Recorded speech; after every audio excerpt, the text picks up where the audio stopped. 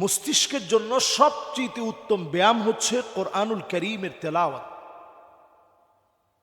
মস্তিষ্কের জন্য শুধু ব্যায়াম না, কোরআনুল কারীমের তেলাওয়াত মুখস্থ করা, গভীরভাবে চিন্তা করা, প্রত্যেকটাতে রয়েছে মানুষের জন্য এমন একটা রিফ্রেশিং, আপনাকে খুব ভিতর থেকে কোরআন আপনাকে পরিষ্কার করে দিবে, চিন্তামুক্ত করে দিবে।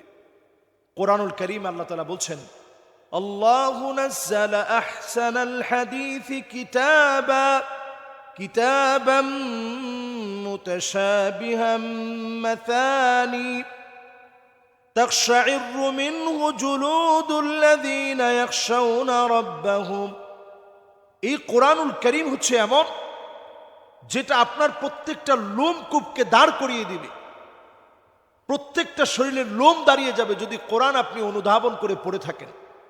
গবেষণায় দেখা যাচ্ছে নিয়মিত কোরআনুল কারীম পড়লে মস্তিষ্কে নতুন নিউরাল সংযোগ তৈরি হয় এবং যেই নিউরালগুলো স্মৃতি, মনোযোগ, মানসিক প্রশান্তি মানুষকে দান করে এবং ক্যান্সার উপশম হয়। সুতরাং আপনি যদি সুস্থ থাকতে চান তাহলে আপনি কোরআনুল কারীম পড়েন, কোরআনুল কারীম শুনেন, কোরআনুল কারীম নিয়মিত পড়ার অভ্যাস গড়ে তুলুন। আল্লাহ আমাদেরকে তৌফিক দান করুক।